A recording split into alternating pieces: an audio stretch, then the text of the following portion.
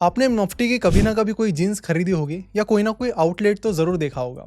लेकिन इस आईपीओ को आने से पहले तक तो मुझे भी ये लग रहा था कि ये कंपनी बाहर की है, लेकिन शॉकिंगली ये कंपनी इंडियन है। क्रीडो ब्रांड्स मार्केटिंग लिमिटेड ये कंपनी मुफ्टी मेंसवेयर ये ब्रांड चलाती है।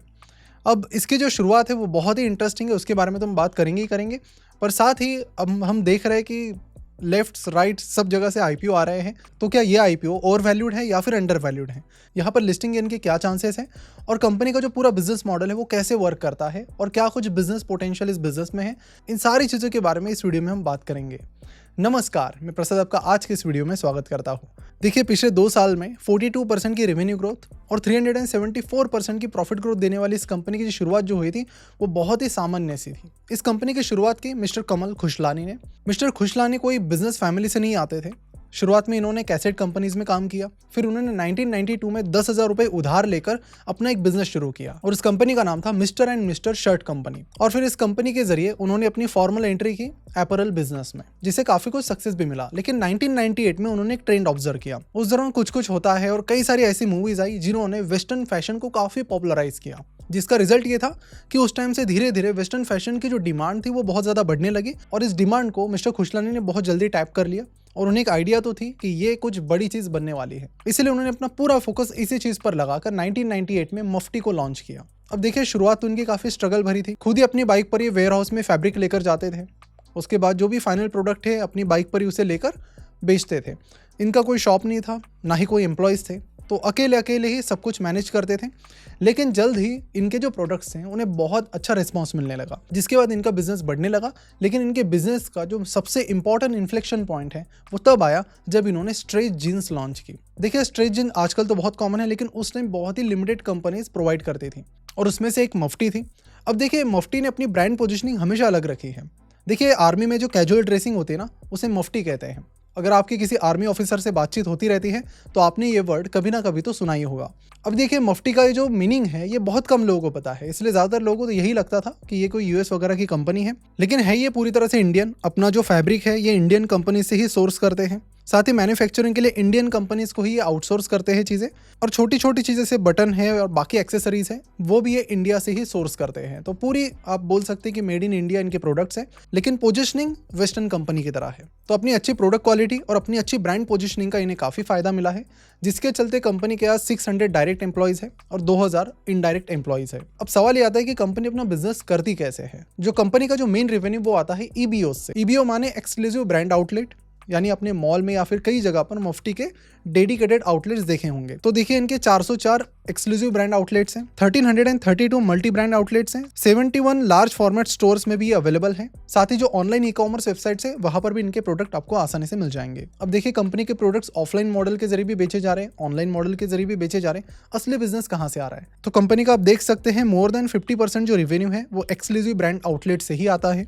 लेकिन इस फाइनेंशियल ईयर के अब शुरुआत के 3 महीनों में कंपनी का जो ऑनलाइन सेल्स है उसमें काफ़ी बढ़ोतरी पाई गई, और अब फिलहाल कंपनी का 13% रेवेन्यू ऑनलाइन बिजनेस से आ रहा है, यानी जो ई कॉमर्स वेबसाइट्स हैं वहाँ से आ रहा है।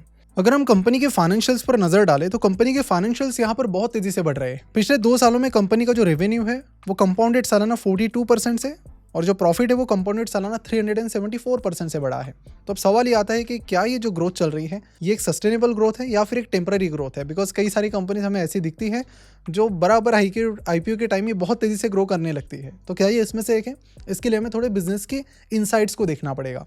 कंपनी के प्रॉफिट मार्जिन्स पर भी आप ध्यान देंगे ना, तो कंपटीटर्स के कंपेरेटिवली कंपनी के जो प्रॉफिट मार्जिन है वो सबसे ज़्यादा है। अब ऐसा क्यों? तो देखिए, अब ये जो कंपनी है बिजनेस चलाने में एप्पल का मॉडल फॉलो करती है, जिससे उन्हें प्रॉफिट बढ़ाने में मदद मिलती है। अब जो एप्पल का मॉडल आया ये ऐसे ही नहीं आया। टीम कुक ने इस पर काफ़ी सारी मेहनत की थी। वो जब एचपी में पहले काम करते थे वहाँ पर उन्होंने ये कंसेप्ट सीखा था और बाद में उन्होंने एप्पल में अप्लाई किया, जिसका फ़ायदा ये हुआ कि एप्पल का प्रॉफिट मार्जिन बहुत बढ़ गया। तो क्या ये स्ट्रैटेजी है? तो इस स्ट्रैटेजी में 2 पार्ट आते हैं। पहली चीज़, आप सिर्फ डिज़ाइन बनाओ और क्वालिटी टेस्टिंग करो। उसके बाद सारी जो मैन्युफैक्चरिंग की चीज़ें वो किसी को आउटसोर्स कर दो। मुफ्टी ने भी यही किया है। दूसरी इंपॉर्टेंट चीज़ यहाँ पर ये होती है कॉस्ट बचाने में, वो है just in time. Just in time एक मैन्युफैक्चरिंग स्ट्रैटेजी है। पहले क्या होता था, मतलब एप्पल में भी यही होता था कि आपको जो प्रोडक्ट चाहिए वो कंपनी पहले ही बहुत सारा बनाकर अपनी इन्वेंट्री में रखती थी, और बाद में जैसे जैसे प्रोडक्ट की ज़रूरत पड़ती थी वो बेचे जाते थे। इसमें प्रोडक्ट वेस्ट भी बहुत होते थे, इन्वेंट्री का खर्चा मेन था। इन्वेंट्री के खर्चे की वजह से वो प्रोडक्ट महंगा हो जाता था। इसी चीज़ को टिम कुक ने बदल दिया, क्योंकि उन्होंने देखा कि एचपी में जस्ट इन टाइम को फॉलो किया जाता है, यानी कि आप जो डिमांड चल रही है उसके अनुसार प्रोडक्ट्स बनाते हैं, इसलिए आपको इन्वेंट्री की ज़्यादा जरूरत नहीं पड़ती और आपकी कॉस्ट सेविंग बहुत हो जाती है। तो मफ्टी स्मार्टली इन दोनों चीज़ों को फॉलो करती है, जिससे उनकी जो प्रॉफिट मार्जिन है वो भी बेहतर है। अब देखिए, आप में से बहुत सारे लोग पूछते हैं कि जो आईपीओ वीडियो आप बनाते हैं उसका रिसर्च आप कैसे करते हैं, इन्फॉर्मेशन कहाँ से लाते हैं। देखिए, अगर आपको सही से बताऊँ तो पहले मैं सारा ये रिसर्च वगैरह अकेला करता था। अभी जैसे जैसे हम आगे बढ़े हैं, हमारी एक रिसर्च टीम भी है, लेकिन फिर भी काफ़ी सारी इन्फॉर्मेशन ऐसी होती है जिसे हमें ढूंढना नहीं पड़ता, वो हमारे पास आ जाती है। अब ये कैसे होता है? तो देखिए, मेरे जो काफ़ी सारे फ्रेंड्स हैं वो इन्वेस्टर हैं, तो जब भी कोई आईपीओ आता है तो उनके काफ़ी सारे सवाल आते हैं, वैल्यूएशन क्या होगा, फ्यूचर प्रॉस्पेक्ट्स क्या है, वगैरह वगैरह, ऐसा क्यों, ऐसा ही क्यों। साथ ही हमारे जो फाइनेंस क्लब है उसमें काफ़ी सारे सवाल आ जाते हैं जब भी कोई आईपीओ आ जाता है तो। और साथ ही काफ़ी सारे लोग वहाँ पर आईपीओ रिलेटेड ऐसी ऐसी इन्फॉर्मेशन शेयर करते हैं जो काफ़ी यूनिक होती है, तो इसीलिए हमें इन्फॉर्मेशन ढूंढनी नहीं पड़ती, काफ़ी बार वो हमारे पास आ जाती है। अब पिछले कुछ टाइम से हमने जो फाइनेंस क्लब है वो सभी के लिए ओपन किया है, यानी आप भी उस फाइनेंस क्लब में ज्वाइन कर सकते हैं और जो इन्फॉर्मेशन आ रही है और एक स्मार्ट फाइनेंस इन्वेस्टर्स की कम्युनिटी का फ़ायदा ले सकते हैं, जहां पर आईपीओ रिलेटेड सवाल, इन्फॉर्मेशन तो आपको मिलेगी। साथ ही आप अपने सवाल भी यहां पर पूछ सकते हैं वीकली Q&A सेशन में, और क्विज वगैरह काफ़ी सारी इंटरेस्टिंग चीज़ें यहाँ पर चलती रहती है। तो इसका फ़ायदा ही होगा कि आपको हर बार इन्फॉर्मेशन तक नहीं जाना पड़ेगा, इन्फॉर्मेशन आप तक आती रहेगी। इस क्लब को ज्वाइन करने के लिए कुछ खास लंबी प्रोसेस नहीं है, सिंपली आपको एक फ्री डीमैट अकाउंट ओपन करना है और इस फाइनेंस क्लब को ज्वाइन करने की लिंक आपको नीचे डिस्क्रिप्शन और कमेंट बॉक्स में मिल जाएगी। अब सवाल ये आता है कि कंपनी की जो सडन ग्रोथ हुई है रेवेन्यू और प्रॉफिट में, वो किस वजह से हुई है। तो यहाँ पर हमने कुछ डेटा निकाला जिसमें हमने देखा कि कंपनी की जो एक्सक्लूसिव ब्रांड आउटलेट है उनका जो रेवेन्यू है, आप देखेंगे वो लगातार बढ़ रहा है और बहुत तेजी से बढ़ रहा है। एक आउटलेट से इन्हें पहले करीब 40 लाख का सेल आता था, फिर ये 50 लाख हो गया और अभी 7.5 लाख पर आ गया है, यानी ये चीज़ बहुत फास्ट ग्रो कर रही है। लेकिन इंटरेस्टिंग चीज़ ये है कि यहाँ पर जो एवरेज बिल है उसकी साइज़ भी बढ़ रही है। एवरेज बिल की साइज़ फाइनेंशियल ईयर 2021 में लगभग 3,000 रुपये थी, वो अब 4,000 रुपये के भी ऊपर चली गई है। अब ये क्यों हुआ? क्योंकि कंपनी की जो प्रोडक्ट है उसकी प्राइसिंग भी धीरे धीरे बढ़ती चली गई, लेकिन इस बढ़ती हुई प्राइस की वजह से कस्टमर के बिहेवियर पर कोई फर्क नहीं पड़ा। कस्टमर अभी भी इंटरेस्टेड है, इसलिए कंपनी की जो स्ट्रैटेजी है धीरे धीरे प्राइस बढ़ाने की वो वर्कआउट कर रही है, और इसी वजह से कंपनी की जो बिलिंग है ऑन एन एवरेज पर यूज़र के बेसिस पर वो बढ़ रही है, जिसका फायदा कंपनी को रेवेन्यू में मिल रहा है। तो यानी एग्जिस्टिंग मॉडल में भी, यानी यहाँ पर कंपनी अपने एग्जिस्टिंग जो आउटलेट्स है उसमें भी अपना रेवेन्यू बढ़ा रही है और धीरे धीरे और भी आउटलेट्स ऐड करने की कोशिश कर रही है। अब यहाँ पर क्या सारी चीज़ें पॉजिटिव है? देखिए, फिनोशंस वीडियो बना रही है तो दोनों साइड आपको मिलेंगे देखने। अगर हम नेगेटिव साइड की बात करें तो कंपनी के जो प्रमोटर्स हैं उनका जो शेयर है अभी फिलहाल कंपनी में वो 66.66% है, लेकिन इस आईपीओ में वो अपना अच्छा खासा स्टेक बेच रहे हैं, और इस आईपीओ के बाद जो प्रमोटर्स की शेयर होल्डिंग है वो आएगी 53.66% पर, यानी प्रमोटर्स 13% से अपना स्टेक बेच रहे हैं।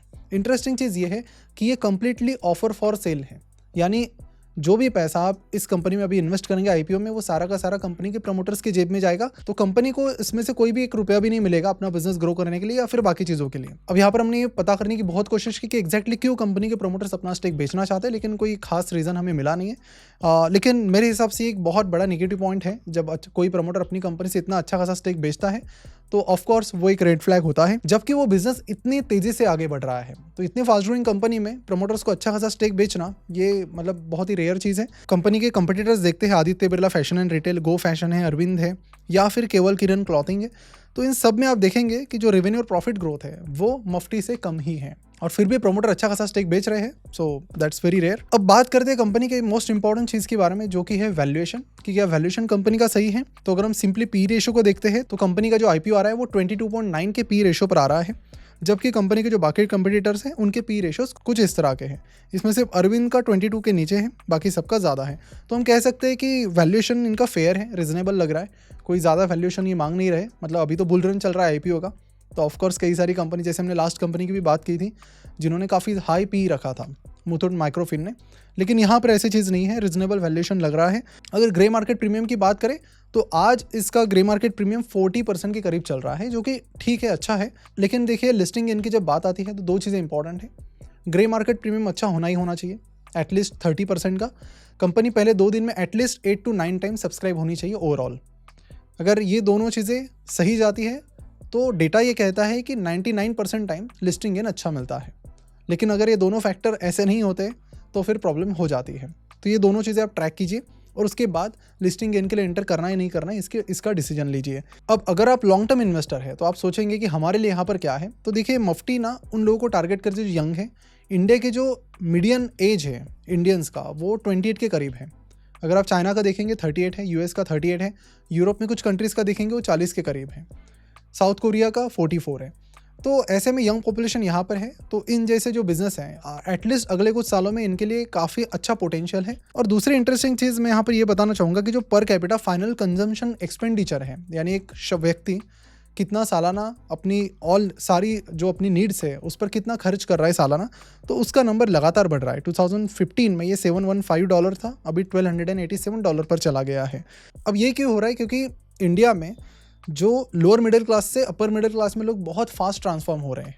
अब यंग जनरेशन है, वर्किंग जनरेशन है, हमारी 80% पॉपुलेशन 50 से कम है, तो ऑलमोस्ट सारा का सारा वर्किंग पॉपुलेशन हमारे पास है। इससे फ़ायदा हो रहा है कि लोगों की इनकम भी बढ़ रही है और इसी वजह से जो एक्सपेंडिचर है वो भी बढ़ता जा रहा है और इसका फ़ायदा अपैरल कंपनीज को होता है। अगर आप अपैरल कंपनीज की ग्रोथ की बात करें तो ये पूरी इंडस्ट्री बहुत तेज़ी से ग्रो कर रही है। तो ये था क्रेडो ब्रांड्स मार्केटिंग का कंप्लीट IPO एनालिसिस जो मफ्टी मेंश्योर बनाती है।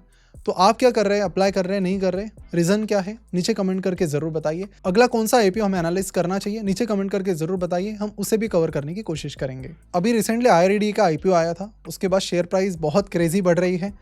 तो ऐसा क्यों हो रहा है IRDA में, उस पर एक डिटेल्ड वीडियो हम जल्दी लेकर आ रहे हैं अगले 2-3 दिनों में ही, तो उसे भी ज़रूर देखिएगा। और इसी तरह की वीडियोस के लिए हमें ज़रूर सब्सक्राइब कीजिए और बेल आइकन पर भी क्लिक कीजिए। और जाते जाते फाइनेंस क्लब को भी ज़रूर चेकआउट कीजिए, लिंक नीचे डिस्क्रिप्शन और कमेंट बॉक्स में दी गई है।